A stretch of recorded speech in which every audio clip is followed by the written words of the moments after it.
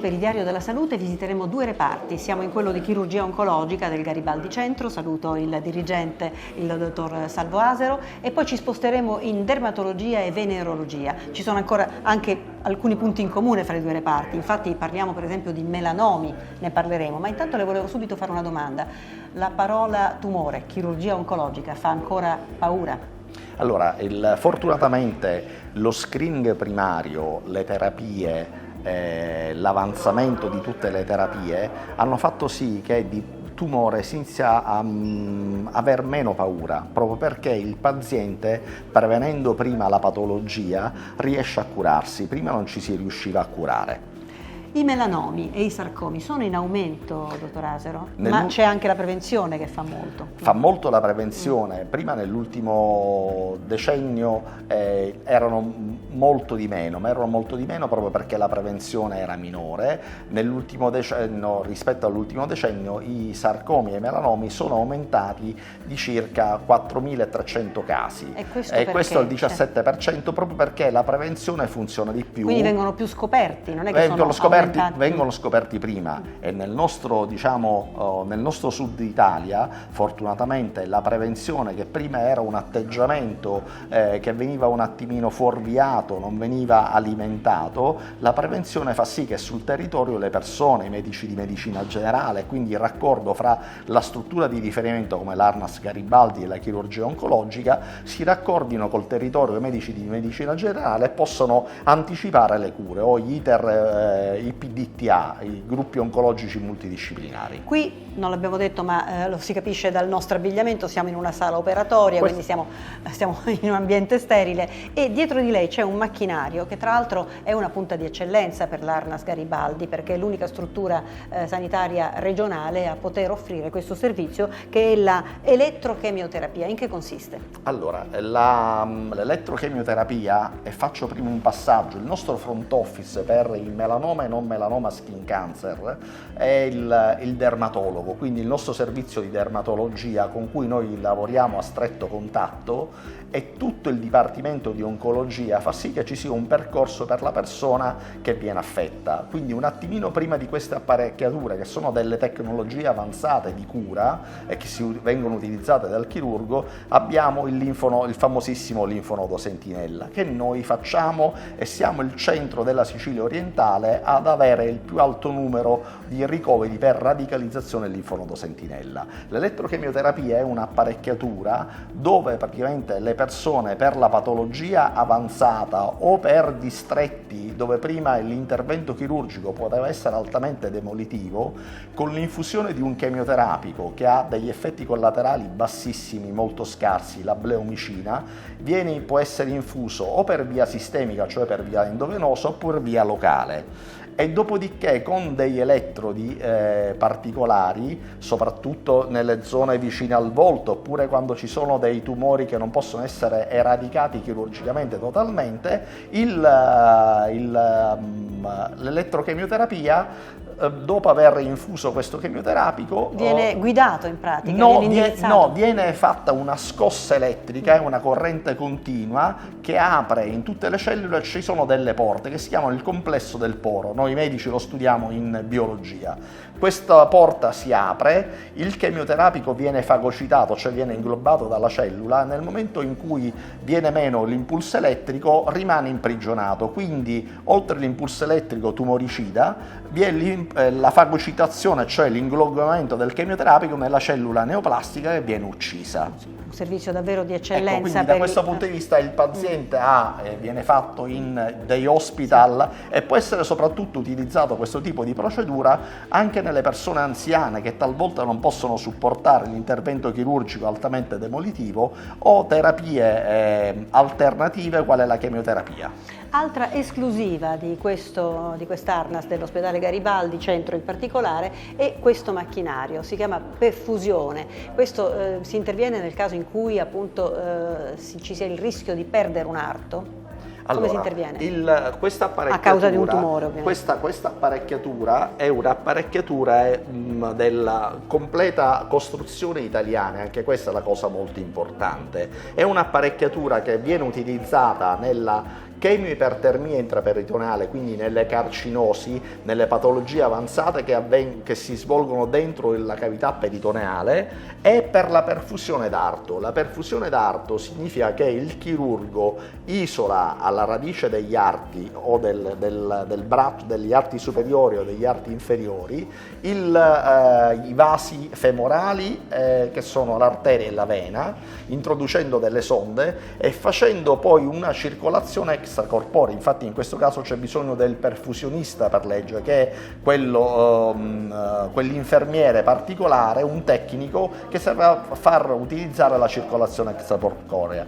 Questo farmaco gira per 90 minuti e viene portato in ipertermia fino a 41 gradi. Ovviamente nell'arto della persona vengono posizionate delle sonde che servono a rilevare la temperatura e l'arto viene completamente avvolto. Questo serve per evitare in casi estremi, sia nei melanomi che nei sarcomi, la amputazione dell'arto. Quindi voi capite bene, sia nelle persone giovani che nelle persone anziane, poter avere questo tipo di procedure. Per questo tipo di procedura, come per l'elettrochemioterapia, noi siamo centro di riferimento col Servizio Sanitario Nazionale per la Regione Sicilia. Per la perfusione d'arto, sia in infusione che in perfusione, sono due metodiche un po' differenti, siamo l'unico centro di riferimento da Firenze in giù. Quindi voi capite bene che le persone, in seno a dei percorsi terapeutici, quello che fa cardine e fede in tutto questo sono i gruppi oncologici multidisciplinari, perché l'unità operativa di chirurgia oncologica insieme al Dipartimento di Oncologia dell'ARNAS Garibaldi, che è l'azienda il cui ospedale San Luigi e Sant'Icurrò in passato fu il primo centro oncologico dell'Italia meridionale. Ringraziamo il dottor Salvo Asero, esperto di tumori rari, come abbiamo visto. Grazie per quello che fate qui in chirurgia oncologica. Restiamo all'interno dell'ospedale Garibaldi Centro, andiamo adesso a conoscere il reparto di dermatologia e venerologia di cui è responsabile il dottor Salvatore Curatolo. Dottore Curatolo, quando c'è un problema alla pelle, manifestazioni cutanee di qualsiasi tipo, significano che c'è sempre un problema, bisogna fare attenzione, bisogna preoccuparsi di cosa? Allora, oggigiorno avere un problema alla pelle e non consultare un dermatologo è altamente, pericoloso. Perché spesso delle lesioni insignificanti delle pelle possono nascondere gravi patologie tumorali anche con rischio di vita. Come abbiamo visto col dottore Asero, i melanomi sono in aumento, abbiamo anche visto perché, ma voi attivate un protocollo specifico qui all'ARNAS Garibaldi per i tumori benigni e maligni della pelle. Certamente, ne abbiamo un apparecchio che è la dermatoscopia, che è la classica mappatura dei nei, sì, che ci permette anche di fare diagnosi sui tumori non melanocitici e quindi non nevi, e attuiamo un protocollo col dottore Asero per la rimozione delle lesioni che sono potenzialmente maligne. La dermatologia da me diretta ha una lunga tradizione di interventistica operatoria. Cioè voi operate noi qui? Operiamo qui in sede nella nostra unità, e nel caso in cui all'esame istologico dovesse nascere l'esigenza di fare un allargamento dei margini, una radicalizzazione o un linfonodo sentinella, lavoriamo di concerto col dottore Asero, che poi se ne occuperà. Cioè in quel caso si passa all'oncologia chirurgica e anche poi all'aspetto oncologico se deve fare chemioterapia. Da molti anni la sua unità operativa è centro per la prescrizione dei farmaci biotecnologici. Cosa ci può dire a riguardo? Nasce dall'alba dei tempi, dal 2001.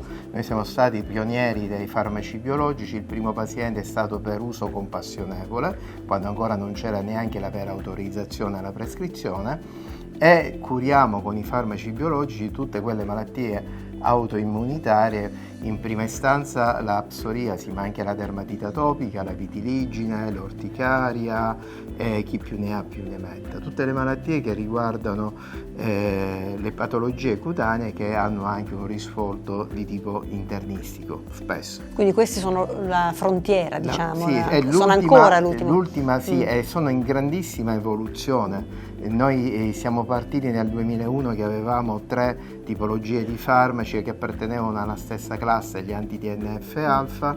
Oggi ci ritroviamo a utilizzare 4 classi diverse di farmaci, ma con 22 farmaci diversi. E per quanto riguarda appunto la tecnologia, è un aiuto importante anche nel vostro ambiente, sicuramente. Avete apparecchiature laser, per esempio? Sì, oltre alla dermatoscopia digitale che ci permette di fare diagnosi quasi di certezza delle lesioni benigne e maligne, abbiamo anche 2 laser che ci permettono di operare in microchirurgia per quelle lesioni che non necessitano di asportazione chirurgica.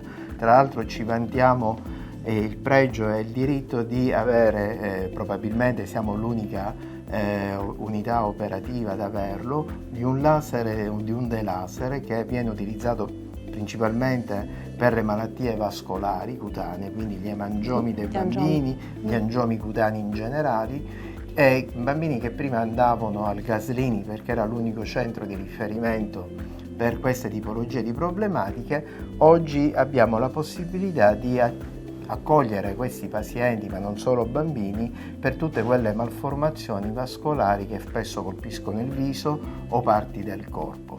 Questo è un servizio del sanitario pubblico o no? Allora, è un servizio del sanitario pubblico a metà, nel senso che come il Gaslini a Genova ha un ticket interno che adesso non ricordo, ma c'è una divisione tra 2 centimetri di grandezza e 5 centimetri, noi abbiamo adottato la stessa tipologia, quindi l'azienda ha un ticket interno che non è convenzionato col sistema sanitario nazionale, ma che ha voluto comunque equipararlo a quello che è convenzionato con il CO2, che è di circa 20 euro a seduta, mentre sappiamo che al Gaslini credo che sia dei 100 euro in su. Quindi sicuramente un'eccellenza il trattamento degli angiomi e degli diciamo che è per tutti. Emangiomi, certo. Concludiamo con le cifre di questo reparto. Quante persone ci lavorano? Avete posti letto a disposizione? No, non abbiamo posti letto, noi siamo una unità a valenza dipartimentale, unità semplice, non abbiamo posti letto, ma abbiamo la possibilità, se c'è un problema, di operare tramite il nostro PS, che poi sistema i pazienti più gravi. Attualmente l'unità è al completo, abbiamo me come responsabile dell'unità e poi 3 medici che lavorano all'interno, 3 infermiere e un OS. Come vede il futuro di questo reparto o come lo sogna?